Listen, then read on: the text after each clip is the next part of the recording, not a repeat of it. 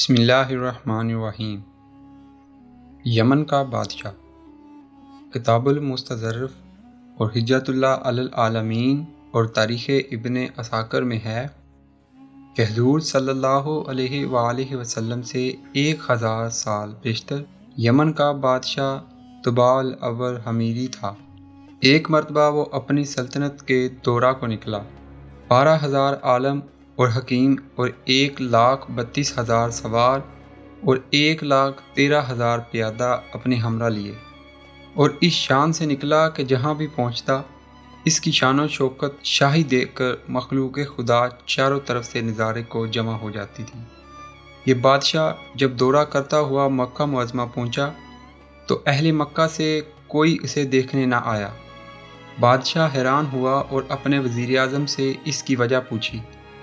تو اس نے بتایا کہ اس شہر میں ایک گھر ہے جسے بیت اللہ کہتے ہیں، اس کی اور اس کے خادموں کی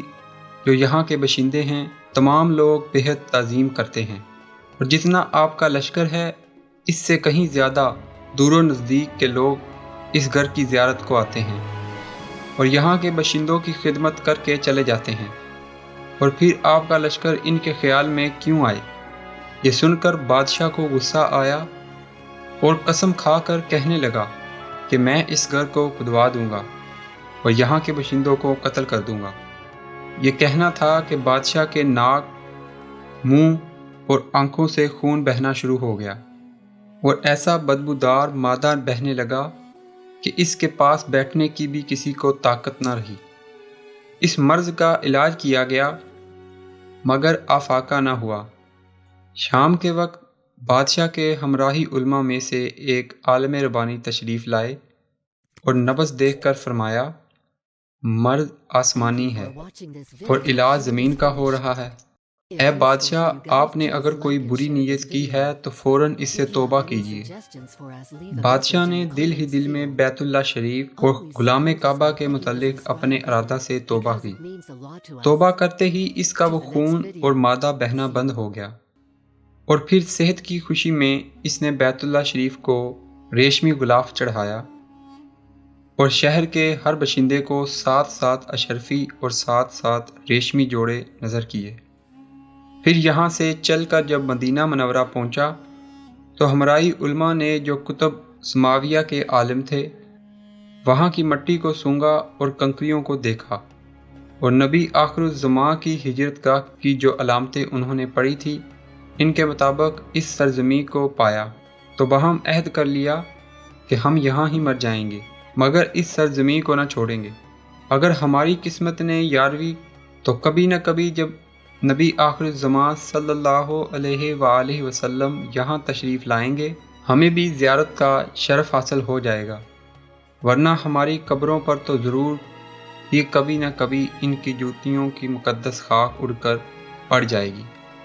جو ہماری نجات کے لیے کافی ہے۔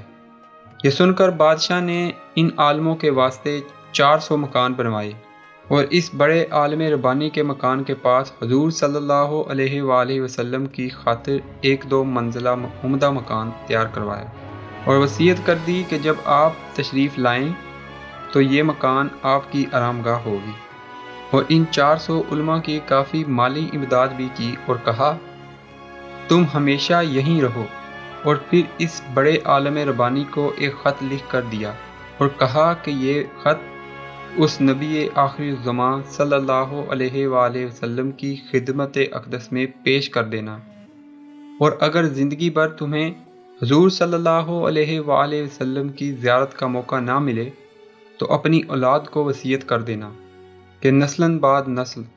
میرا یہ خط محفوظ رکھیں، حتیٰ کہ سرکار عبد قرار صلی اللہ علیہ وآلہ وسلم کی خدمت میں پیش کیا جائے۔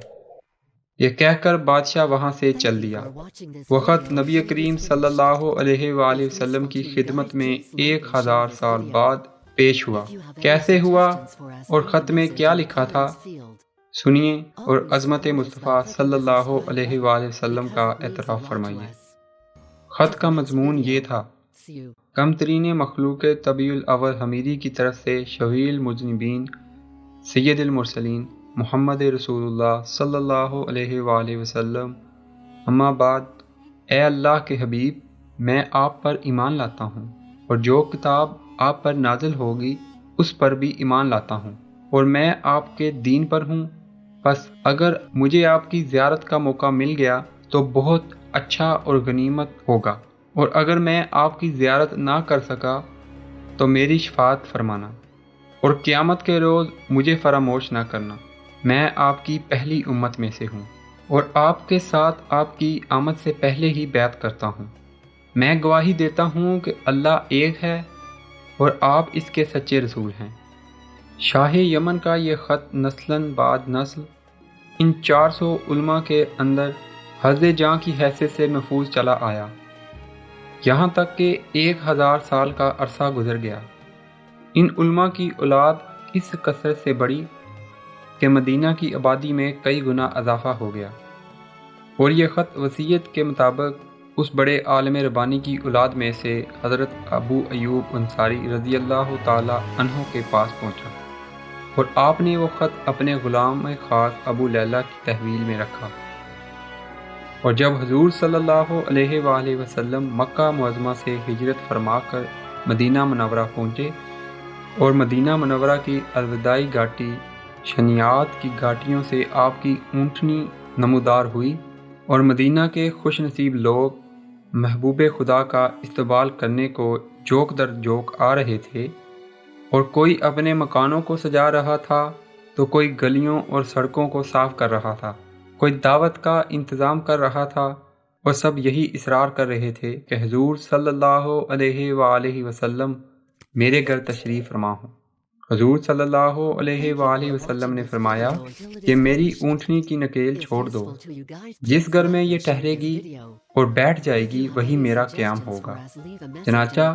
جو 2 منزلہ مکان شاہ یمن طبع نے حضور صلی اللہ علیہ وآلہ وسلم کی خاطر بنوایا تھا، وہ اس وقت حضرت ابو ایوب انصاری رضی اللہ تعالی عنہ کی تحویل میں تھا۔ اس میں حضور صلی اللہ علیہ وآلہ وسلم کی اونٹنی جا کر ٹھہر گئی۔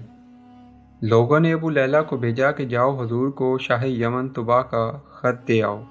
جب ابو لیلہ حاضر ہوا تو حضور صلی اللہ علیہ وآلہ وسلم نے اسے دیکھتے ہی فرمایا، تو ابو لیلہ ہے۔ یہ سن کر ابو لیلہ حیران ہو گیا۔ حضور صلی اللہ علیہ وآلہ وسلم نے پھر فرمایا، میں محمد رسول اللہ ہوں۔ شاہ یمن کا جو میرا خط تمہارے پاس ہے لاؤ وہ مجھے دو۔